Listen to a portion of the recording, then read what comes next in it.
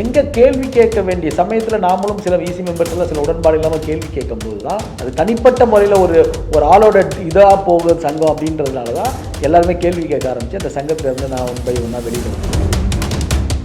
Anuj tiles ரகங்கள் பலவிதம், ஒவ்வொன்றும் உலகத்தரம்.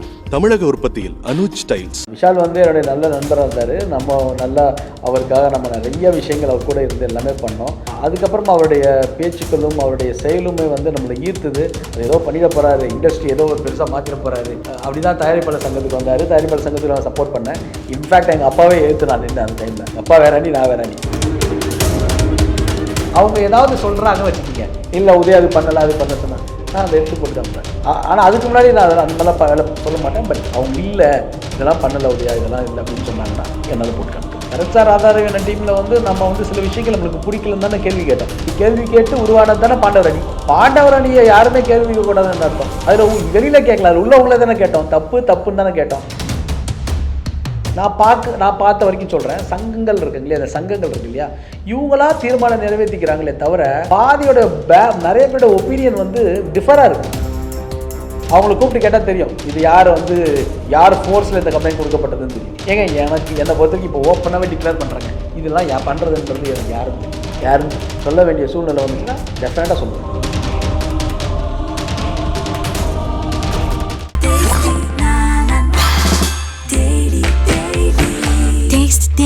Taste the Daily. Step into the world of redefined elegance with Vivo V40e. Buy now. India Glitz viewers எல்லாருக்கும் மிகப்பெரிய வணக்கம். நான் உங்கள் நெல்லையன். ஸோ இன்னைக்கு நம்ம கூட திரைப்பட நடிகரும் தயாரிப்பாளர் சங்கம் செயற்குழு உறுப்பினரும் முன்னாள் நடிகர் சங்கம் செயற்குழு உறுப்பினருமான உதயா அவர்கள் இருக்காரு. வணக்கம் சார். வணக்கம் சார். ஃபர்ஸ்ட் ஆஃப் ஆல் வந்து நீங்கள் இப்போ பண்ண ப்ரெஸ் மீட்னா சோஷியல் மீடியாவில் ஒரு மிகப்பெரிய பேசும் பொருளாக மாறி இருக்கு. ஸோ அது சார்ந்த கேள்விகள் கேட்கறதுக்கு முன்னாடி 2022 வந்து நடிகர் சங்க எலெக்ஷன் நடந்ததுங்க சார். ஸோ அதில் வந்து விஷால் அவர்கள் வந்து பொதுச் செயலாளராக நியமிக்கப்பட்டார், நாசர் அவர்கள் பிரசிடெண்ட்டாக நியமிக்கப்பட்டார். அதுக்கப்புறம் வந்து இப்போ வரைக்குமே நிறையா குளறுபடிகள் நடிகர் சங்கத்தில் நடக்குது அப்படிங்கிறமான விஷயங்கள் தொடர்ந்து எல்லாருமே பேசிகிட்டு இருக்காங்க. அதை பற்றி நீங்கள் சொன்னீங்கன்னா இன்னும் தெளிவாக நாங்கள் புரிஞ்சுக்குவோம்னு நினைக்கிறோம் சார். இப்போ வந்து நம்ம பாண்டவர் அணியில் நான் இருந்தேன்னு தெரியும் உங்களுக்கு. நடிகர் சங்கத்தில் பாண்டவர் அணியில் தான் எல்லோரும் ஒன்றா இருந்தோம். ஒன்றா இருக்கும்போது அன்னைக்கு அந்த பாண்டவர் அணி உருவானதுக்கு காரணம், மிக முக்கியமான காரணம், மறைந்த ஜே.கே. ரித்தீஷ் அவர்களும் ஐசரி.கே. கணேஷ் சார் அவர்களும், வேல்ஸ் கல்லூரிய சேர்மன், நடிகர் சங்கத்துடைய உறுப்பினர், அவர் தான் மிக முக்கிய காரணம்.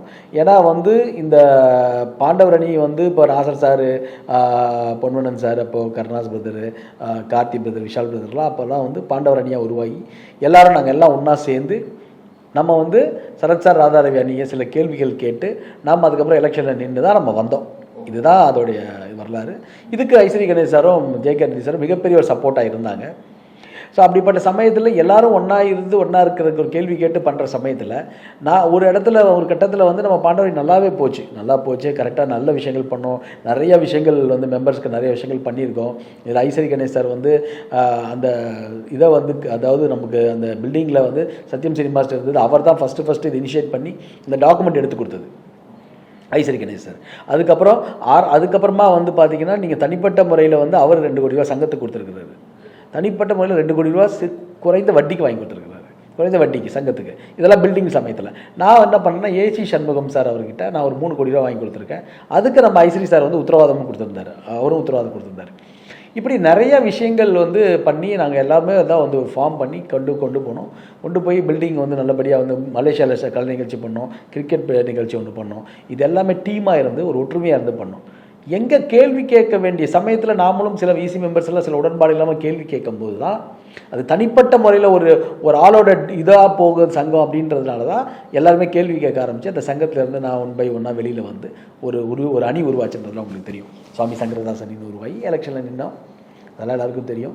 அந்த எலெக்ஷனில் பல விஷயங்கள் நடந்தது, போஸ்டல் ஓட்டு அதெல்லாமே நடந்தது, அதெல்லாம் ப்ராப்ளம் வந்தது, நாங்கள் பாய்காட் பண்ணோம், இதெல்லாம் நடந்து இப்போ அதுக்கப்புறமா என்னாச்சுன்னா ஒரு பழிவாங்கிற ஒரு செயலாகவே, ஒரு ஈகோஸ்டிக்காகவே நடிகர் சங்கம் போயிட்டு இருக்கு. இதை நான் கேட்கணும்னு நினைச்சேன் சார். ஏன்னா நீங்களும் ஒரு திரைப்பட நடிகர், விஷால் அவர்களும் ஒரு திரைப்பட நடிகர், தனிப்பட்ட எதுவும் காரணங்களால் உங்களை குறி வைக்கிறாங்களாங்கிற ஒரு கேள்வி வந்து நிறையா எழும்புது இப்போ ரீசெண்டாக அந்த ப்ரெஸ் மீட்டுக்கு அப்புறம். ஸோ இதான் நானும் கேட்கணும்னு நினச்சேன். நீங்களே தனிப்பட்ட முறையிலனா விஷால் வந்து என்னுடைய நல்ல நண்பராக இருந்தார். நம்ம நல்லா அவருக்காக நம்ம நிறைய விஷயங்கள் அவர் கூட இருந்து எல்லாமே பண்ணோம். அதுக்கப்புறம் அவருடைய பேச்சுக்களும் அவருடைய செயலுமே வந்து நம்மளை ஈர்த்துது. அது ஏதோ பண்ணிட போகிறாரு, இண்டஸ்ட்ரி ஏதோ ஒரு பெருசாக மாற்றிட போகிறாரு அப்படி தான் தயாரிப்பாளர் சங்கத்துக்கு வந்தார். தயாரிப்பாளர் சங்கத்துக்கு நான் சப்போர்ட் பண்ணேன். இன்ஃபேக்ட் எங்கள் அப்பாவே எதிர்த்து நான் நின்றேன் அந்த டைமில். எங்கள் அப்பா வேற அணி, நான் வேற அணி. ஸோ இப்படிலாம் இவர் கூட நின்று நம்ம சப்போர்ட் பண்ணோம். திடீர்னு ஆர்கே நகர் போகிறேன்னு சொன்னாங்க. இது அப்பயும் கூட ஒரு நண்பனாக மட்டும் அப்போ கூட அட்வைஸ் பண்ணோம், நண்பனாக கூட நம்ம போனோம். பட் இதெல்லாமே வந்து தப்பு அப்படின்ற ஒரு கட்டத்தில் தெரிஞ்சதுக்கப்புறம் நான் வந்து அவர்கிட்ட இருந்து விலக ஆரம்பித்தேன். இதுதான் தயாரிப்பாளர் சங்கத்திலேருந்து தான் ஸ்டார்ட் ஆச்சு. நடிகர் சங்கத்தில் அவருடைய செயல்பாடுகள் வந்து பெருசாக இல்லை. அவரை தன்னை பிரதிபலிச்சுக்கிறாரே தவிர மற்றவங்கெல்லாம் பண்ணுற வேலையை அது அவர் பண்ணுற மாதிரி தான் இமேஜை பில்டப் பண்ணிக்கிறாங்க. ஸோ இது வந்து இங்கே என்னென்னா, இது விஷால் பண்ணுறாரு, சங்கம் அது வந்து தனிப்பட்ட முறையில். இப்போ நான் தனிப்பட்ட முறையில் நடிகர் உதயாவா நீங்கள் என்ன பண்ணியிருக்கீங்கன்னு கேட்டிங்கன்னா, நான் ஏசி சண்முகத்திட்ட வாங்கி கொடுத்ததாக இருக்கட்டும் சரி, ஏசி சண்முகம் சார்கிட்ட மருத்துவக் கல்லூரியில் மெம்பர்ஸ்க்கு எல்லாமே மருத்துவம் முதல் கொண்டு எல்லாமே ஃப்ரீயாக வாங்கி கொடுத்துருக்கேன். அதுக்கப்புறம் வந்து நம்ம இப்போ நான் தனிப்பட்ட முறையில் கொரோனா காலகட்டத்தில் மெடிக்கல் அதெல்லாம் வாங்கி கொடுத்துருக்கேன், மருந்துலாம் வாங்கி கொடுத்துருக்கேன். அதுக்கப்புறம் லாரன்ஸ் மாஸ்டர்கிட்ட ஒரு 25 லட்ச ரூபா அவருக்கு வந்து நடிகர் சங்கத்து நிறையா கொடுத்துருந்தார் அந்த டைமில். அப்போது வந்து இது மாதிரி வந்து அவர் நடிகர் சங்கத்துக்கு தான் இது போதும், அந்த ஃபண்டெல்லாம் போதுன்னு நினச்சிட்டு இருக்காரு, பெப்சி கொடுக்குறதெல்லாம். அப்புறம் நான் மாஸ்டர்கிட்ட சொன்னேன், இல்லை மாஸ்டர் நிறையா நம்ம மெம்பர்ஸும் கஷ்டப்படுறாங்க இந்த கொரோனா காலகட்டத்தில் நீங்கள் ஹெல்ப் பண்ணணுன்னு. உடனே 25 lakhs உதயா வாங்கன்னு சொல்லி கொடுத்தாரு. ஸோ இந்த மாதிரி நிறைய விஷயங்கள் பண்ணியிருக்கோங்க சங்கத்துக்கு. வந்து இவங்க எல்லாத்தையும் விட இப்போ ஐஸ்வரி சாராக இருக்கட்டும் சரி, நாங்கள்லாம் எல்லாமே நிறைய பண்ணியிருக்கோம்.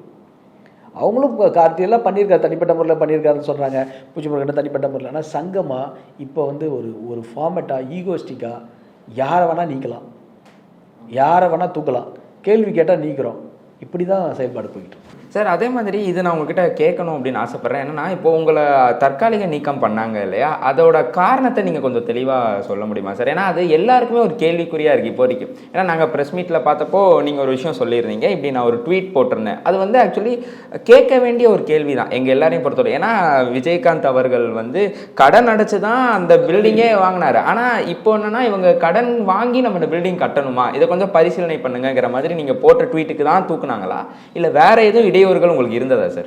இல்லைங்க, நீங்கள் சொல்கிற பாயிண்ட்டு கரெக்டு. என்னென்னா, இப்போ அந்த அணி நாங்கள் ஃபார்ம் பண்ணி அந்த போஸ்டர் ஓட்டெலாம் இவங்க நிறைய குளறுபடி பண்ணி இவங்க ஜெயிச்சிட்டாங்க. சரி, அந்த வெற்றி கூட ஓகேன்னு சொல்லி இவங்க திருப்பி அடுத்து வர ஃபஸ்ட்டு பொதுக்குழுவில் நாங்கள் போய் கலந்துக்கிறோம். யார், நானும் பாபின்ற ஒரு நடிகரும் போய் கலந்துக்கிறோம். அப்படி கலந்துக்கும் போது அந்த இடத்துல வந்து விஷால் வந்து வந்த எதிரணியெல்லாம் அந்த வைரஸ்லாம் போயிடுச்சு அப்படி இப்படிலாம் சொல்கிறாரு. நாங்கள் அதையும் மீறி எதுவுமே நாங்கள் பேசலை. போய் பேசி ஃபஸ்ட்டு பொதுக்குழு சொல்கிறேன், எங்களுக்கு அழைப்பு வந்த பொதுக்குழு. அப்போ மீறி போகும்போது அப்புறம் அஜெண்டாலே அதில் இல்லை. அதாவது நடிகர் சங்கம் அஜெண்டாவில் வந்து இருக்கணும். பொதுக்குழு பார்த்திங்கன்னா நடிகர் சங்கம் அஜெண்டாவில் இருக்கணும். அந்த அஜெண்டாவில் கடன் வாங்கி தான் பில்டிங்கை கட்ட போகிற ஒரு விஷயங்கள் இல்லை. அப்படி இருக்கிற சூழ்நிலையில் கடன் வாங்கி நல்லா மெம்பர்ஸ் எல்லாம் பேசிக்கிறாங்க, என்ன கடன் வாங்கி கட்ட போகிறாங்களா, இது தெரியவே தெரியாது அப்படின்னு பேசிக்கிறாங்க. ஆனால் யாருக்குமே தைரியமாக குரல் கொடுக்கறதுக்கு இல்லை. நிறைய பேர் குரல் கொடுக்கணும்னு நினச்சா கூட நீங்கள் லெட்டர் கொடுத்துருக்கீங்களா பேசணும்னு சொல்லி அப்படி கேட்குறாங்க. இந்த மாதிரி கேள்வி கேட்டாங்க. அதனால் அது தடுக்கப்பட்டது. அப்புறம் விஷால் பேசின பேச்சு யூடியூப்பில் லைவாக போயிட்டுருக்கு எல்லா இடத்துலையும். ஒரு பொதுக்குழுவில் நடக்கிற விஷயத்த அங்கே முடித்ததுக்கப்புறம் அதில் வெளியில் யாரும் மீடியா நாங்கள் அலோவ் பண்ண மாட்டோம், ப்ரெஸ் அப்புறமா தான் வருவாங்க, அப்புறமா தான் நாங்கள் ப்ரெஸ் மீட் கொடுப்போம். இதுதான் நடைமுறை.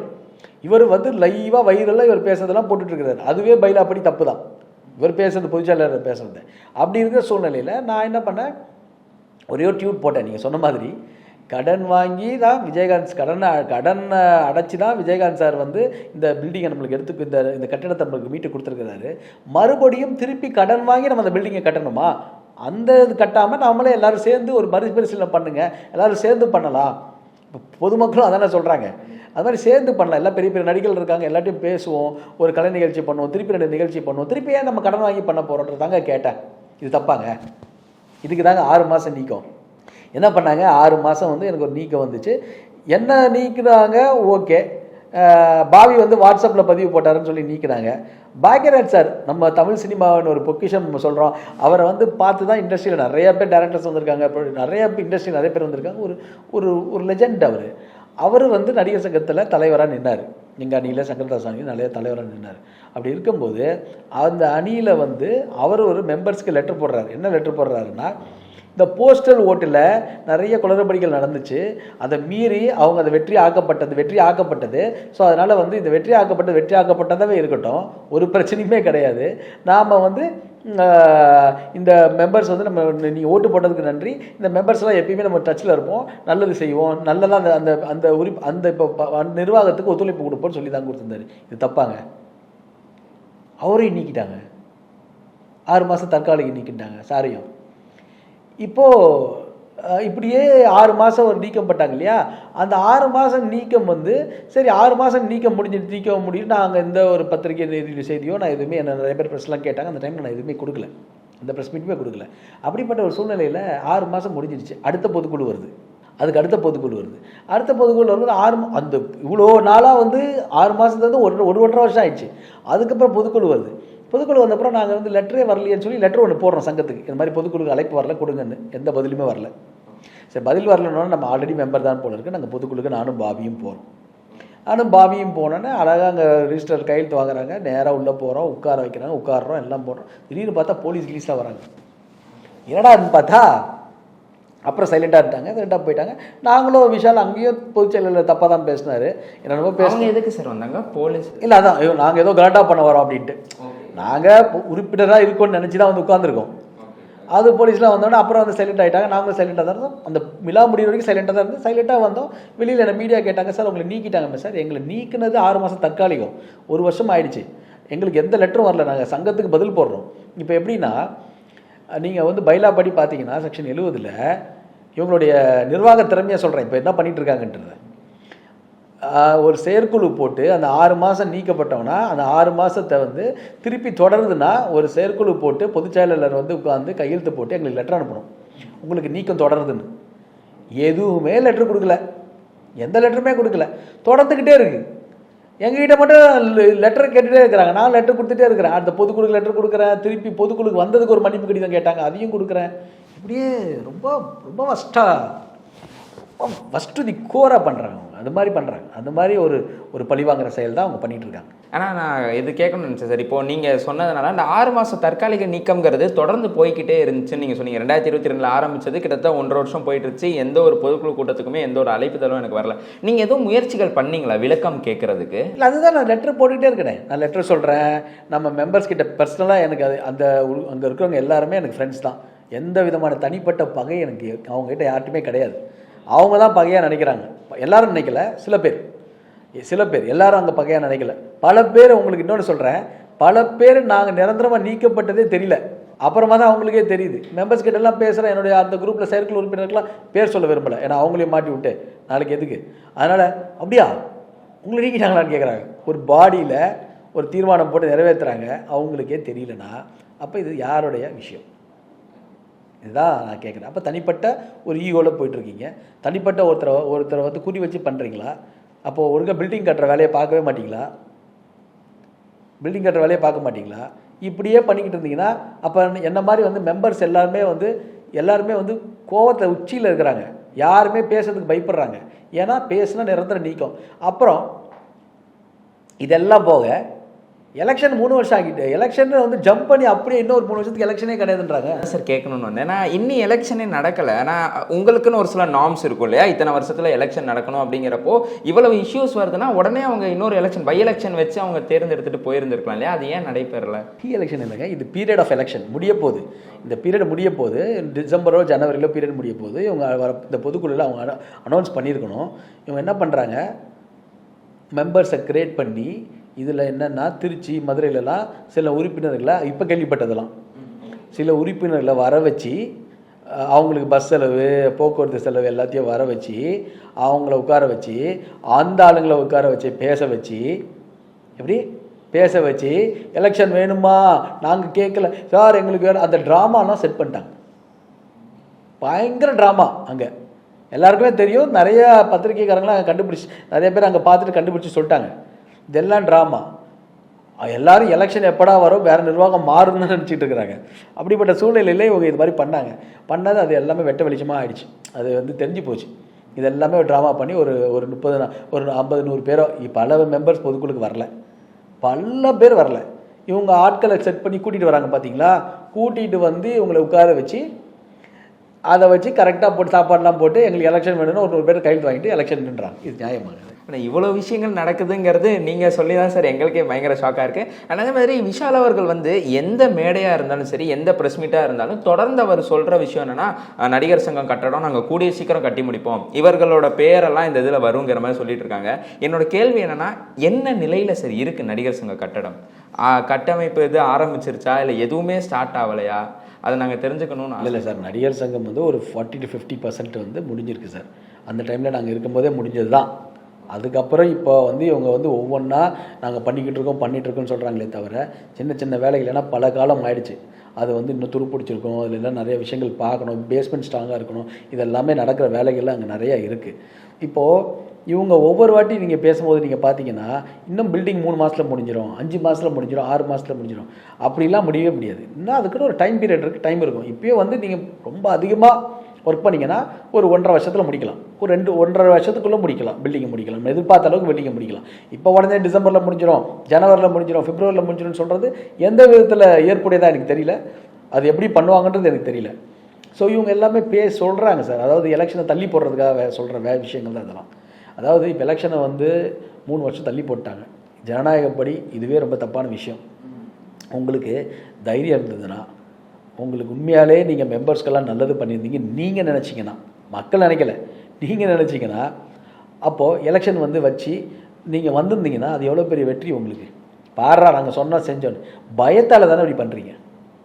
பயம் சார் உங்களுக்கு, ஒரு பயம்னா பயம், அப்படி பயம். இந்த வந்து இவ்வளோ தூரம் வந்துட்டோம், நாமளே கட்டி முடிக்கணும், நீங்களே கட்டி முடிக்கணும்னு தான் நான் சொல்கிறேன். நீங்கள் அந்த டைமில் சரத் சார் ராதாரவி சார் பீரியட்லலாம் வந்து எலெக்ஷன்னு இது பண்ணுவாங்க, எலெக்ஷன் அனௌன்ஸ் பண்ணுவாங்க. ஆனால் அவங்க எல்லோரும் பேசிட்டு ஒற்றுமையாக எலெக்ஷன் யாருமே நிற்க வேணாம்னு ஒருத்தர் 2 பேர் நிற்பாங்க, அவங்களுக்கு மட்டும் எலெக்ஷன் நிற்கும். தலைவர்களாக நிர்வாகிகளாக இல்லாமல் ஈசி மெம்பர்ஸ் கூட எலெக்ஷன் நடந்திருக்கு நடிகர் சங்கத்தில் ஒரு பீரியடில். அது மாதிரி கூட நீங்கள் பண்ணியிருந்துருக்கலாம். அப்போ ஒருத்தர் யாராவது தலைவருக்கு போட்டி போட்டு தானே அந்த போட்டியை நீங்கள் பேசி தான் ஆகணும். நீங்களாக ஒன்று கிரியேட் பண்ணி, நீங்களாக ஒரு பைலாவை அதாவது பைலாவை மதிக்கிறதே கிடையாது. பைலான்னு சொல்கிறாங்கல்ல, ஒரு செயற்குழு உறுப்பினரோ இல்லை ஒரு நிர்வாகிகளோ ஒரு 3 ஈசி மீட்டிங்க்கு தொடர்ந்து வரலன்னா அவங்களுக்கு ஷோகாஸ் நோட்டீஸ் கொடுத்து அவங்கள நீக்கலாம், விளக்கம் கேட்டு நீக்கலாம், தற்காலிக நீக்கம் கூட பண்ணலாம். இப்படி இவங்க ரூல்ஸை மாற்றி வீடியோ காமிக்க சொல்லுங்கள். நாங்கள் சங்கத்தில் உள்ள ஈசி மீட்டிங்களுக்கு ஃபுட்டேஜ் எடுப்போம், வீடியோ எடுப்போம், வீடியோ காமிக்க சொல்லுங்கள். தைரியம் இருந்தால் வீடியோ காமிக்க சொல்லுங்கள், எல்லாத்தையும் காமிக்க சொல்லுங்கள். இவ்வளோ வந்தார், இந்த ரூல்ஸ் நடந்தது, இது நடந்தது. என்னையே வந்து அந்த லெட்டரில் போட்டிருக்காங்க, கம்ப்ளைண்ட் கொடுத்தாங்க, அந்த கம்ப்ளைண்ட் லெட்டர் காமிங்க. யார் இவங்களாம் கிரியேட் பண்ணிக்கிறாங்க, அவங்கள கூப்பிட்டு கேட்டால் தெரியும் இது யார் ஃபோர்ஸில் இந்த கம்ப்ளைண்ட் கொடுக்கப்பட்டதுன்னு தெரியும். ஏங்க என்னை பொறுத்த வரைக்கும் இப்போ ஓப்பனாகவே டிக்ளேர் பண்ணுறாங்க, இதெல்லாம் பண்ணுறதுன்றது எனக்கு யாரும் தெரியும். சொல்ல வேண்டிய சூழ்நிலை வந்துச்சுன்னா டெஃபினட்டாக சொல்லுவேன். தெரியும் யாருன்னு எனக்கு கண்டிப்பாக தெரியும். ஆனால் ஆதாரம் மட்டும்தான் எனக்கு இல்லை, அந்த எவிடன்ஸோடு வேணும். பல பேர் சொல்கிறதுக்கு பயப்படுறாங்க, ஏன்னா அதெல்லாம் அப்படி பயப்படுறாங்க. ஆனால் எனக்கு இதில் யாராக நடக்குது, என்ன பண்ணுறாங்கன்றது எல்லாமே தெரியும். தொடர்ந்து பழி வாங்குகிற செயல் தான். எனக்கு இப்போயே நான் டிக்ளரே பண்ணுறேன், நான் எலெக்ஷனில் நிற்கலை, எனக்கு மெம்பர்ஷிப் கூட வேண்டாம். ஆனால் நீங்கள் பண்ணுற ஒரு போலித்தனமான ஒரு நிர்வாகம் இது வந்து அங்கே யாருமே வந்து அவங்க வந்து எனக்கு என்ன ஆச்சரியம்னா பிரதர், எனக்கு என்ன ஆச்சரியம்னா அவ்வளோ ஒரு ஒற்றுமையாக இருந்த சங்கம் அது. நாங்கள்லாம் ஒன்றா ஒர்க் பண்ணோம், ஒன்றா ஒற்றுமையாக. நீங்கள் வந்து யாருமே நான் பண்ணதெல்லாம் இல்லைன்னு அவங்க சொல்லவே முடியாது. என்கிட்ட அதாவது வந்து ஒரு ஃபோனில் வந்து அந்த டைமில் இருக்கும் இல்லையா, ஃபோனை மாற்றிக்கிட்டே இருப்போம் இல்லையா, ஒரு ஃபோன் மட்டும் என்னென்னா அந்த ஃபோனில் வந்து நாங்கள் பேசின வாட்ஸ்அப்பாக இருக்கட்டும், சேட்டாக இருக்கட்டும், என்னை வந்து அவங்க பாராட்டுறதா இருக்கட்டும், உதயா நீங்கள் வந்து சங்கத்துக்கு மிகப்பெரிய தூண், நீங்கள் சங்கத்துக்கு பெரிய ஸ்ட்ராங்கு, இந்த பணம் வாங்கி கொடுத்ததா இருக்கட்டும், பில்டிங்க்கு பணம் வாங்கி கொடுத்ததா இருக்கட்டும், அப்படிலாம் என்னை பாராட்டி பேசின ஆடியோலாம் இன்னும் அழியாமல் கடவுள் இதில் என்கிட்ட இருக்குது. அவங்க ஏதாவது சொல்கிறாங்க வச்சுக்கிங்க, இல்லை உதயா அது பண்ணலை அது பண்ண சொன்னால் நான் அதை எடுத்து போட்டு காமிப்பேன். ஆனால் அதுக்கு முன்னாடி நான் அதெல்லாம் அந்த மாதிரிலாம் வேலை சொல்ல மாட்டேன். பட் அவங்க இல்லை இதெல்லாம் பண்ணலை உதயா இதெல்லாம் இல்லை அப்படின்னு சொன்னாங்கன்னா என்னால் போட்டு காமிக்க முடியும். அதுக்கான ப்ரூஃப்ஸ் எல்லாம் எல்லாமே இருக்குது, எல்லாம் இன்னும் டவுட்டு. அது ஏதோ நான் வாண்டடாக பண்ண நினைக்கல. அது இத்தனை வருஷம் நேற்று பார்த்தேன் 2019 எல்லாம் வாழ்த்தி பேசியிருக்காங்க. ஒரு மெம்பருக்காக, சங்கத்துக்காக, நடிகர் சங்கத்துடைய மதிப்புக்காக ஒரு ஈசி மெம்பராக நிறைய வேலை நான் செஞ்சுருக்கேன். நிறைய பேர் அங்கே ஈசி மெம்பர் செஞ்சுருக்காங்க, யாரும் இல்லைன்னு சொல்ல முடியாது. கோவை சரலாக்கா பண்ணியிருக்காங்க, பசுபதி பிரதர் பண்ணியிருக்காங்க, ஸ்ரீமன் பண்ணியிருக்காங்க, அப்படி லலிதகுமாரி, ஏமச்சந்திரன் எல்லாருமே அங்கே நல்ல ஒர்க்கர்ஸுங்க. இவங்கள கரெக்டாகவே சும்மா வேலை கரெக்டாக அவங்க பண்ணுறது ரெடியாக இருந்தாங்க. ஆனால் இவங்கெல்லாம் வந்து யூஸ் பண்ணல, சும்மா வந்து அப்படியே அது மாதிரி பண்ணி இவங்களுக்கு இன்ட்ரெஸ்ட் போயிடுச்சு. உண்மையாக சொல்லப்போனால் அங்கே உள்ள செயற்குழு உறுப்பினர்களே பாதி பேர் ஈசி மீட்டிங் போகிறதில்ல பெருசாக. சார் அடுத்த கேள்வியே இதுதான் இருக்குது. என்னன்னா இது வந்து தொடர்ந்து இந்த ப்ரெஸ் மீட்டுக்கு அப்புறமும் சரி ப்ரெஸ் மீட்டுக்கு முன்னாடியுமே இந்த ஒரு விஷயம் வந்து தொடர்ந்து பரவலாக இருந்தது நீங்கள் கேள்விப்பட்டிருப்பீங்க. என்னன்னா இந்த நம்ம நடிகர் சங்கம் இருக்கு இல்லைங்களா, அதில் உள்ள உறுப்பினர்களுக்கு வந்து தனிப்பட்ட சுதந்திரம் கிடையாது. ஒரு தனிப்பட்ட மனிதரோட தனிப்பட்ட சுதந்திரத்துக்காக இவங்க எல்லாம் வேலை செஞ்சுட்டு இருக்காங்கங்கிற மாதிரியான ஒரு விஷயம் வந்து ரொம்ப பரவலாக பேசப்பட்டுச்சு. அது உண்மைதானா சார்? அப்படி தான் போயிட்டு இருக்கா இப்போ நடிகர் சங்கம்? இங்கே வந்து சங்கம் வந்து எப்படின்னா, முன்னாடி எல்லாத்துக்கும் மெம்பர்ஸுக்காக ஒரு சங்கமாக இருந்துச்சு. அந்த டைமில் நீங்கள் வந்து இது ஒரு பாரம்பரியமான ஒரு சங்கம். எம்ஜிஆர் காலத்திலேருந்து, சிவாஜி சார் காலத்திலேருந்து, எஸ்எஸ்ஆர் சார் காலத்திலேருந்து அந்த சங்கம் வந்து மிக பெருசாக ஒரு பாரம்பரியமான ஒரு சங்கம். அப்போல்லாம் ஒரு ஒற்றுமை இருந்தது. அது சரத் சார் ராதாரவியன் டீமில் வந்து இப்போது சரத் சார் ராதாரவியன் டீமில் வந்து நம்ம வந்து சில விஷயங்கள் நம்மளுக்கு பிடிக்கலன்னு தானே கேள்வி கேட்டோம். அப்படி கேள்வி கேட்டு உருவானது தானே பாண்டவர் அணி. அப்படி கேட்டு உருவானது தானே பாண்டவர் அணி. அப்போது பாண்டவர் அணியை யாருமே கேள்வி கேட்கக்கூடாதுன்னு அர்த்தம். அதில் வெளியில் கேட்கல, அது உள்ளே தானே கேட்டோம். தப்புன்னு தானே கேட்டோம். குட்டி பத்திரிமா கேட்டாங்க, நான் கேட்டேன், ஐஸ்வரி சார் கேட்டாங்க, சங்கீதா கேட்டாங்க, அதில் உள்ள இருக்க ஐயூப் கேட்டாங்க, நிறைய பேர் நிதின் சதி எல்லாருமே கேட்டாங்க, நிறைய பேர் கேட்டாங்க. என்னாச்சு? கேட்டால் அவங்க நீக்கலையே, நம்மளை சரத் சார் ராதாரவியன் நீக்கலையே, கேட்க விட்டாங்க, பதில் சொல்ல வச்சாங்க, உங்களை எலெக்ஷன்லேயும் நிற்க வச்சாங்க, நாம் ஜெயித்தோம். ஆனால் நான் எலெக்ஷனில் நிற்கக்கூடாதுன்னு சொல்லி இந்த கண்டினியூஸாக இது மாதிரிலாம் பண்ணணும்னு அர்த்தம். அப்போ இது ஒரு பழிவாங்கிற செயல் தானே? அது நீங்களே சொல்லுங்கள், பழிவாங்கிற செயல் தானே அது? பேச சொல்லுங்கள் அவங்கள. எனக்கு அவங்க யாராவது பேச சொல்லுங்க, கேளுங்க, நீங்கள் கேளுங்க. உதயா அப்படி சொல்கிறாரு, என்ன நடக்குது, என்ன அவங்களுக்கு பழிவாங்கிற செயல்னு கேளுங்க. அவங்க ஏதாவது தப்பான என்கிட்ட அலிகேஷன் கேட்டு கொடுத்தாங்கன்னா வீடியோ காமிக்க சொல்லுங்கள். பொய்ங்க, எல்லாமே பொய். நான் பேச ஆரம்பிச்சிட்டேன். கண்டிப்பாக வந்து நான் வந்து சும்மா லைஃபு வந்து ரொம்ப ஷார்ட்டாக இருக்குது. எல்லா உலகமே ரொம்ப ஷார்ட்டான ஒரு விஷயமா இருக்குது. யார் நிரந்தரமாக இருக்கிறாங்க, யார் நிரந்தரமாக இல்லை, இன்றைக்கி பார்க்குறவங்க நாளைக்கு நம்ம கூட இல்லை, நாளைக்கு பார்க்குறவங்க அடுத்த நாள் இல்லை. இப்படி தான் ஒரு உலகமாக போயிட்டுருக்கு. Life unpredictable. இந்த இடத்துல ஈகோ நம்ம அது எனக்கு இப்போ இவங்களை பற்றி தப்பாக பேசணுன்றது கூட எனக்கு உண்மையிலே வந்து எனக்கு வருத்தம் இல்லை. அப்போது ஒன்றுமே சொல்லலைன்னா அப்போ யார் தான் சொல்லுவாங்க? அப்போ நீங்கள் பண்ணிக்கிட்டு போயிட்டு இருப்பீங்க, என்ன நீக்கிறீங்க, ஓகே. எல்லா நாமக்கல்லில் ஒரு நாடக கலைஞர் 60 பேரை ஒரு கிராமமே அழிஞ்சு போகுன்றவாங்கல்ல, அதே மாதிரி நாமக்கல்ன்ற ஒரு இடத்துல ஒரு 60 பேர் இன்னும் தொடர்ந்து நிற்கிறது தான் இருக்காங்க. அது எல்லாமே இப்படி கேள்வி கேட்டதுன்னா அவங்களாம் ராதாரவியன் ஆளுங்க, அவங்களாம் அவங்க ஆளுங்க, சரத் சார் ஆளுங்க. இப்படி இன்றைக்கி நாளைக்கு எனக்கு ஒரு டீப்பாக வச்சா உதயா ஆளுங்க. அப்போ நீங்கள் என்ன வேணால் பண்ணுவீங்க, என்ன வேணாலும் பண்ணுவீங்க, யாரும் கேட்கக்கூடாதுன்னா என்னங்க அர்த்தம்? இப்போ பிரிவினை இருக்குங்க. இப்போ வந்து செயல்பாடுகள் சரியில்லை, யாரும் சங்கத்துக்கு வந்து பார்க்கறதில்ல. முதல்ல அவங்கவுங்க ஃபோனை அவங்களே எடுக்கிறதில்ல. அங்கே உள்ள நீங்கள் ஜென்ரல் பாடி மீட்டிங் பார்த்தீங்க, ஜென்ரல் பாடி மீட்டிங்லேயே எவ்வளோ பேர் வரல? ஜென்ரல் பாடியில் உள்ள உறுப்பினர்கள், அந்த பாடியில் உள்ள எலெக்டட் பாடிஸ்லேயே எவ்வளோ பேர் வரல? அப்படியே அதுலேயே ஒற்றுமை இல்லையே. அப்போ உங்களுக்கு அதில் வந்து ஜெரால்டுன்னு ஒருத்தர் வந்து நடிகர் அலெக்ஸோடைய மருமகன், அவரெல்லாம் வந்து இவங்க போக்கு பிடிக்கலன்னு சொல்லிட்டு என்றைக்கு ரிசைன் பண்ணிட்டு போயிட்டார். இவங்க போக்கு பிடிக்கலன்னு. இவங்க வேணும்னா வாண்டடாக யூஸ் பண்ணிப்பாங்க, வேணான்னா தூக்கி போடுறது. நீங்கள் இவ்வளோ பண்ண உதயாவே தூக்கி போட்டீங்க. மெம்பர்ஸ் என்ன சொல்கிறாங்க? சார் நீங்கள் ஏம்மா இவ்வளோ சொல்கிறீங்க, நீங்கள் எல்லாம் போய் கேள்வி கேட்க வேண்டியதானே, ஏதாவது பேச வேண்டியதானே, நீங்கள் கேட்க மாட்டேங்கிறீங்க. சார் உங்களையும் பண்ணிட்டாங்க. நம்ம தமிழ் சினிமாவுடைய நம்ம எல்லோரும் மிகப்பெரிய மதிக்கக்கூடிய பாக்யராஜ் சாரையும் இன்னும் 6 மாதம் நீக்கி வச்சுருக்காங்க. அப்போது நாங்கள்லாம் வந்து எப்படி சார் இது அடுத்த செயற்குழு போட்டு உடனே நீக்கிடுவாங்களே எங்களை அப்படின்றாங்க. நியாயமான விஷயம் தானே? பயப்படுறாங்க, ரொம்ப பயப்படுறாங்க. நீங்கள் அவங்களுக்கு தைரியம் இருந்தால் நம்பர்ஸ், அந்த சீரியல் நம்பர்ஸ்லாம் தூக்கிட்டு என்னை பொறுத்த வரைக்குங்க இந்த ஜென்ரல் பாடியில் வந்து நான் பார்த்த வரைக்கும் சொல்கிறேன், சங்கங்கள் இருக்குங்க இல்லையா, அந்த சங்கங்கள் இருக்கு இல்லையா, இவங்களா தீர்மானம் நிறைவேற்றிக்கிறாங்களே தவிர பாதியோட நிறைய பேரோட ஒப்பீனியன் வந்து டிஃபராக இருக்குது. இது தீர்மானம் நிறைவேற்றி 10 பேர் கைது பண்ணணும், ஓகே உங்கள் பரத்த கரகோஷத்திற்கு நன்றி, தீர்மானம் நிறைவேற்றப்பட்டது அப்படின்னு தான் சொல்கிறாங்களே தவிர இந்த இடத்துலையே இருக்குது. நான் தான் வேடிக்கையாக கூட சொன்னேன், சங்கம்னு ஒரு படம் எடுக்கலாம். அந்த படம் எடுத்தோம்னா அதில் உள்ள எல்லா கதையும் ரொம்ப ரொம்ப ரொம்ப டிஃப்ரெண்ட்டாக இருக்கும். ஏன்னா ஒரு சங்கம், ஒரு அசோசியேஷன் வந்து ஒரு மக்களுக்கு நமக்கு ஒரு உறுதுணையாக இருக்கிறதுக்கும், ஒரு பாடி வந்து அவங்களுக்கு ஏதாவது ஒரு வெல்ஃபேராக இருக்கிறதுக்கும் தான் இந்த மாதிரி ஒரு அசோசியேஷன். இது சொசைட்டி ஆக்ட். இதை வந்து ஒரு எலெக்ஷன்ன்றது கண்டிப்பாக வேணும். இதையே அவங்க நினச்சா, அதான் நான் சொல்லிகிட்டு இருப்பேன், அவங்க வந்து நிறைய தப்பு பண்ணுறாங்க, அது எல்லாமே லீகலாக்கிக்கிறாங்க. நிறைய தப்பு பண்ணிவிட்டு எங்களுக்கு லீகலாக நாங்கள் பண்ணிட்டோம்னா இது நியாயமே கிடையாது, நியாயமே கிடையாது. இன்றைக்கி நான் பேசுகிறேன், நாளைக்கு எல்லாரும் பேசாமல் இருக்க மாட்டாங்கன்னு நினைக்கவே நினைக்காதீங்க. நீங்கள் 10 பேரை தூக்கலாம், 20 பேரை தூக்கலாம், 30 பேரை தூக்கலாம், 100 பேரை தூக்கலாம், மொத்தம் 3000 உறுப்பினர் 2500 உறுப்பினர்லையும் சேர்த்து தூக்க முடியுமா உங்களால்? எல்லாத்தையும் மீதி உங்களை விட்டுட்டா மற்ற எல்லாத்தையும் தூக்க முடியுமா? தூக்கிட்டே இருப்பீங்களா? பாவங்க எல்லாம் அவங்கள மன்னிப்பு கேட்க சொல்லி கன்ஃபார்மாக நீ நீக்கிட்டேன்னா அவனை சேர்க்கணுன்னா மன்னிப்பு கடிதம், விளக்க கடிதம்ன்றது ஷோகாஸ் நோட்டீஸில் இருக்குது. விளக்க கடிதம் கேட்டு கொடுத்துட்டோம். அதுலேயே நம்ம சொல்லியிருக்கோம், இனிமேல் இந்த சங்கத்துக்கு மரபுப்படி நான் நடக்கிறோம், சங்கத்துக்கு ஓகே நடக்கிறோம் அப்படின்னு தான் சொல்லி எழுதி கொடுத்துருக்கோம். அதை மீறி 6 லெட்டர் கொடுத்ததுக்கப்புறம் நீ மன்னிப்பு கடிதம் கொடுத்தா மட்டும்தான் நடக்கும்னு என்ன அர்த்தம்? இது வந்து நான் பர்சனலாக கேட்கணும்னு ஆசைப்படுற ஒரு கேள்வி. மக்களும் இதை நிறையா கமெண்ட்ஸில் நான் படிச்சிருந்தேன். திரு விஜயகாந்த் அவர்கள் இருந்தப்போ, சங்கத்தில் வந்து தலைவராக இருந்தப்போ, அந்த சங்க உறுப்பினர்களுக்காக இருக்கட்டும், திரைப்பட கலைஞருக்கு வந்து தொடர்ந்து நிறையா உதவிகள் பண்ணார். அவங்களோட பசங்களோட படிப்புக்காக இருக்கட்டும், அவங்களுக்கு சொந்த மருத்துவ செலவுகளாக இருக்கட்டும், எல்லாமே வந்து திரு விஜயகாந்த் அவர்கள் பண்ணாருங்கிற மாதிரியெல்லாம் சொல்லியிருந்தாங்க. ஆனால் இப்போ வந்து அந்த மாதிரி எதுவுமே நடக்கலையே சார். விஜயகாந்த் சார் இருக்கிற மாதிரி ஒரு சங்கம் எங்கள் பீரியடில், அப்போ அது முன்னாடி எம்ஜிஆர் வச்செல்லாம் பண்ணியிருக்காங்க, எங்கள் பீரியடில் கேப்டன் இருந்த மாதிரி ஒரு சங்கம் வந்து பார்க்கவே முடியாது சார். இனிமேல் அது மாதிரி பண்ணவும் முடியாது சார்.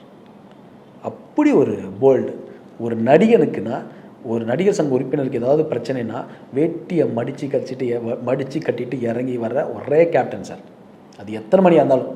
எனக்கெலாம் அது மாதிரி நடந்திருக்கு, ஒரு விஷயத்தில் நடந்திருக்கு. அப்படி இருக்கும்போது சங்க உறுப்பினர் ஒருத்தர் மேலே நீங்கள் ஏதாவது டச் பண்ணிங்கன்னா அப்படி ஒரு ரியாக்ஷன் வந்து விஜயகாந்த் சார்கிட்ட இருக்கும் சார். விஜயகாந்த் சார் மாதிரி வந்து ஹெல்பிங் டெண்டன்சி எல்லாருக்குமே தெரியும். அவர் மாதிரி ஒரு ஹெல்பிங் டெண்டன்சி வந்து நிறையா மெம்பர்ஸ் வந்து அவருக்கு பண்ணியிருக்காங்க, அவருக்கு நிறையா சப்போர்ட் பண்ணியிருக்காங்க. படங்கள்லாம் இருக்கட்டும், ஸ்கூலாக இருக்கட்டும், எல்லாமே நடிகர் சங்க உறுப்பினர்களுக்கு. இன்றைக்கி அந்த பில்டிங் அப்படின்னு பார்க்கும்போது சில பேர் தான் ஞாபகம், எம்ஜிஆர் சார், சிவாஜி சார் இருக்கு. எங்களுக்கு விஜயகாந்த், எங்கள் மாதிரி ஜென்ரேஷனுக்கு விஜயகாந்த் சார். சங்கம் போனால் விஜயகாந்த் சார், நடிகர் சங்கம்னா விஜயகாந்த் சார், அப்படி தான் இருக்கும் எங்களுக்குலாம். ஆக்சுவலி நடிகர் சங்கத்திலே வந்து ஏகப்பட்ட பிரச்சனைகள் தொடர்ந்து போய்கிட்டு இருக்கு, நம்ம எல்லாருமே கேட்டுட்டு இருக்கோம். அப்படி இருக்கிறப்போ திரு விஷால் அவர்கள் வந்து மக்கள் நல இயக்கம் அப்படின்னு சொல்லிட்டு மக்களுக்கு நல்லது பண்ண போகிறோங்கிற மாதிரியான ஒரு இயக்கம் ஒன்று ஆரம்பிச்சிருக்காரு. அதை நீங்கள் எப்படி பார்க்குறீங்க? முதல்ல நடிகர் சங்கத்துக்கு நல்லது பண்ணிட்டோம். அவர் அந்த பொறுப்பில் இருக்கார் இல்லையா, பொறுப்பு கொடுத்துருக்காங்க இல்லையா, அதுக்கு நல்லது இது வரைக்கும் பண்ணலை. அது பண்ணணும். மக்கள் நல்ல இயக்கம்னு ஆரம்பிச்சிருக்காரு, நல்ல மோட்டிவ் தான்.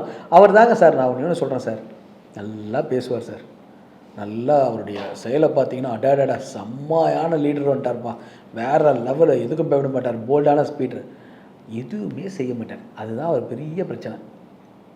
அவ்வளோதான் ஆஃப், அங்கேயோட ஆஃப். அது ரொம்ப காமெடியாக போயிடும் அது.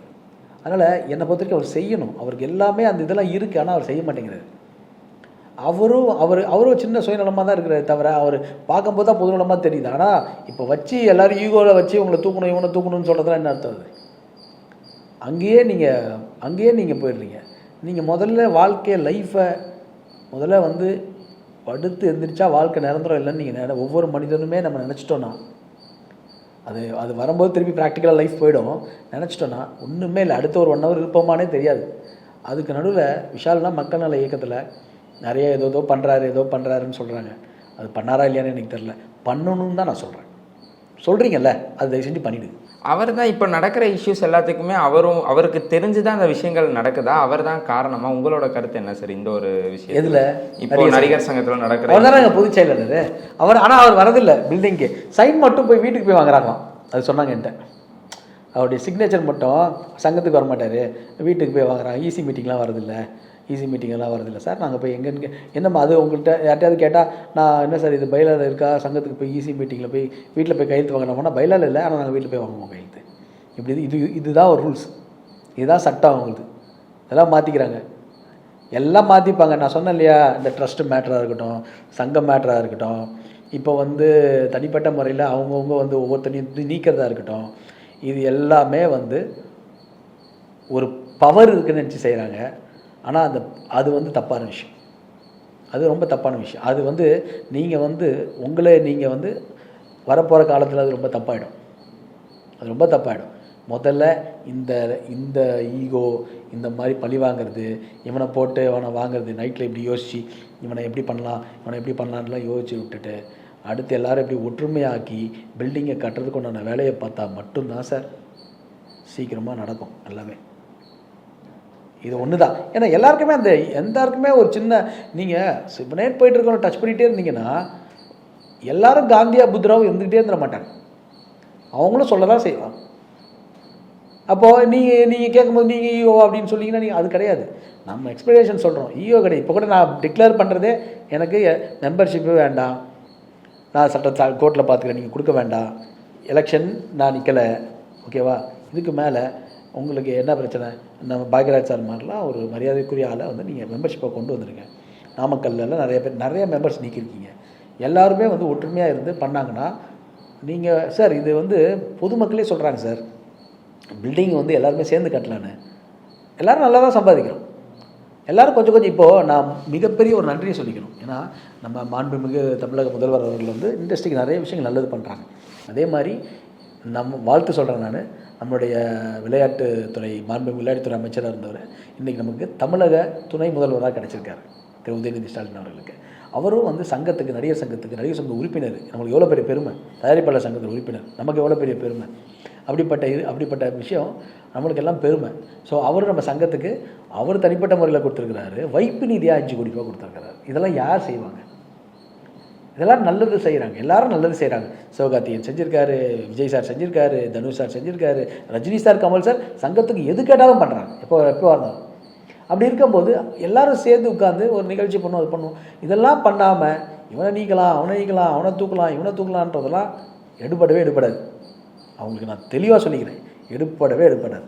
சார், இறுதியாக ஒரு கேள்வி சார். 2022 ஆரம்பித்த அந்த ஒரு சங்கம், அந்த ஒரு தலைவர்கள் தான் இப்போ எல்லாருமே பொசிஷனில் இருக்காங்க. இது மாறணும்னு உள்ளே இருக்கிற ஆட்கள் ஆசைப்படுறாங்களா, இல்லை இதுவே இருந்து இப்படியே நம்ம போயிடலாம், நம்ம ஏன் கேள்வி கேட்கணும்னு நினைக்கிறாங்களா சார்? இல்லை, இது மாறணும்னு அவங்க மனசில் எல்லாருக்கும் வந்துருச்சுங்க. அதாவது இவங்க எதுவுமே பண்ணலை, பண்ணுறேன்னு சொல்லிட்டு பண்ணாமே இருக்கிறாங்க. பண்ணுறேன்னு சொல்லிட்டு பாண்டவரணியாக இருக்கும்போது ஒரு டீம் ஃபார்ம் ஆகி எல்லோரும் பண்ணோம், ஆனால் அது கண்டினியூவே பண்ணல. அதுக்கப்புறமா அவங்க எதுவுமே பண்ணல. இப்போது சரத் சார், ராதாரவியன்லாம் வந்து நம்ம சும்மா சொல்லக்கூடாது. அந்த டைமில் நிறைய மெம்பர்ஸ்க்கு நிறைய விஷயங்கள் நல்லது பண்ணியிருக்கிறாங்க. சில விஷயங்கள் பிடிக்கலன்னு தான் நம்ம கேள்வி கேட்டோமே தவிர, ராதாரவியன்லாம் தன் வாழ்க்கையே அங்கே வந்து அர்ப்பணிச்சிருக்காங்க நடிகர் சங்கத்தில். வந்து சரத் சார்லாம் வந்து பல விஷயங்கள் இழந்திருக்காங்க இந்த சங்கத்துக்கான. அப்படிப்பட்டவங்களாம் உழைச்சிருக்காங்க. சரி, ஓகே, ஒரு விஷயத்தை நமக்கு பிடிக்கல, கேள்வி கேட்டோம், அது நியாயம் இல்லைன்னு பட்டுச்சு, நம்ம வெளியில் வந்தோம். அதே மாதிரி தானே மற்றவங்களும் கேட்டாங்க. இப்போ அவங்களும் ஒன்றும் சங்கத்தை பற்றி ஒன்றும் தப்பாக சொல்லலையே எங்கேயுமே. இப்போ யாருமே இங்கே நடிகர் சங்கம்ன்றது பாரம்பரிய சங்கம். நான் இப்போயும் நடிகர் சங்கத்தை பற்றி எப்பயும் நான் தப்பாக சொல்ல மாட்டேன். அந்த சங்கம் ஒரு பாரம்பரியமான ஒரு மரியாதைக்குரிய ஒரு சங்கம். சங்கத்தில் உள்ள நபர்களுடைய செயல்பாடுகள் தான் இங்கே பிரச்சனையே தவிர, சங்கம் வந்து என்றைக்குமே கையெடுத்து கும்பிட வேண்டியது.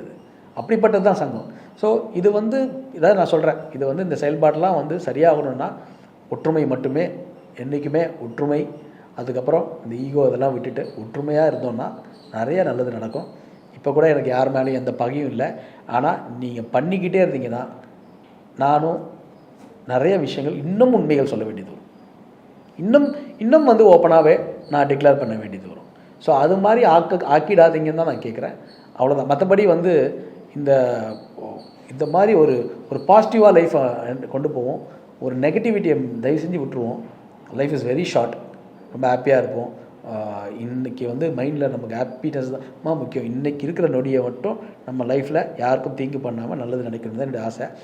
சந்தர்ப்ப சூழ்நிலைகளால் சில பிரச்சனைகள் நடக்கலாம், நமக்கு பல பிரச்சனைகள் நமக்கு நடக்கலாம், வரும் போகும். ஆனால் மனசார யாருக்கும் தீங்கு நினைக்காதீங்க தான் என்னுடைய வேண்டும். சரி, இறுதி லாஸ்ட் கொஸ்டின், இதோட நான் முடிச்சிடணும் அப்படின்னு ஆசைப்பட்றேன். இந்த தற்காலிக நீக்கத்துக்கு அப்புறம் அந்த ஒரு நோட்டீஸ் உங்களுக்கு வந்தது இல்லையா 2020? அதுக்கப்புறம் நீங்கள் நடிகர் விஷால் அவர்கள்கிட்டயோ, இல்லை நடிகர் கார்த்தி அவர்கள்கிட்டயோ, இல்லை நாசர் சார் அவர்கள்கிட்டயோ, அந்த சங்கத்தில் உள்ள முக்கிய தலைவர்கள் பிரமுகர்கள் கிட்ட பேச வாய்ப்புகள் கிடைச்சதா? நீங்கள் அதுக்கான முயற்சிகள் எதுவும் எடுத்தீங்களா? சார், ரொம்ப தர்ம சங்கடமான சூழ்நிலை சார். அவங்களுக்கும் நிறைய பேருக்கு வந்து என்னை நீக்கினது வந்து உடன்பாடு இல்லை சார். என்னை நீக்கினது உடன்பாடு இல்லை. ஒருத்தர் 2 பேரால் ஃபோர்ஸால் தான் நடந்திருக்கு, தெரியும் எனக்கு. யாருக்கும் அங்கே உள்ளவங்களால உடன்பாடு இல்லை. நிறையா மெம்பர் சொல்லியிருக்காங்கன்னு நான் கேள்விப்பட்டேன். இல்லை வேண்டாம், உதயாலாம் நிரந்தரம் நீக்காதீங்க அப்படின்னு சொல்லியிருக்காங்கன்னு நான் கேள்விப்பட்டேன். ஆனால் அவங்க பேரெலாம் சொன்னோம்னா நாளைக்கு அது தப்பாயிடும். ஆனால் சொல்லியிருக்காங்க. தலைவருக்கே அதில் உடன்பாடு கிடையாது, மற்ற நிறைய பேருக்கு. ஆனால் அதுக்கு விட சொல்கிறேன், போல்டான ஆளுங்க நிறைய பேர் இருக்கிறாங்க. கார்த்தி அதான் நான் சொல்கிறேன், கார்த்திலாம் வந்து நான் பெரிய ரெஸ்பெக்ட் வச்சுருக்கேன். அவன் மேலாம் நிறைய ஹியூஜ் ரெஸ்பெக்ட் இருந்தது. பட் இப்போலாம் அவரும் உடன்படுறாரு இதுக்கெல்லாம் அப்படின்றத வருத்தமாக இருக்குது. குஷ்பு மேடம்லாம் போல்டாக கேட்பாங்க எதுவாக இருந்தாலும். அவங்களும் நிறைய ஈஸிக்கு வரலன்னு சொன்னாங்க. பட் ஆனாலும் அவங்களாம் போல்டான விஷயத்தை கேட்பாங்க. இது தப்புனா தப்பு, ஒருத்தர் தப்புனா தப்பு கேட்பாங்க. போல்டாக கேட்பாங்க. ஏன் அவங்களாம் கேட்கல இந்த விஷயத்தில்? நிறைய செயற்குழு உறுப்பினர்கள் நல்லா போல்டாக இருக்காங்க. யாருக்கு பயப்படுறாங்க? இல்லை என்ன பிரச்சனை? இதான் ஒரு விஷயம். யாருக்கு பயப்படுறாங்க, என்ன பிரச்சனை? நியாயமாக பேசிட்டு போங்க. யார் அவங்களை என்ன பண்ண போகிறாங்க? ஒன்றும் பண்ண முடியாது, பார்த்துக்கலாம், அவ்வளோதான். Done. So thanks a lot sir, thanks a lot for valuable time. நிறையா விஷயங்கள் சார் கிட்ட கேட்டு தெரிஞ்சுக்கிட்டோம். மீண்டும் ஒரு நிகழ்ச்சியில் உங்களை சந்திக்கணும். உங்களோட விடைபெறுவது உங்கள் விஜே நெல்லையன் மற்றும் திரு உதயா அவர்கள். நன்றி. அனுஜ் டைல்ஸ் ரகங்கள் பலவிதம், ஒவ்வொன்றும் உலகத்தரம். தமிழக உற்பத்தியில் Anuj tiles. Taste Daily. Taste the Daily. Step into the world of redefined elegance with Vivo V40e. Buy now.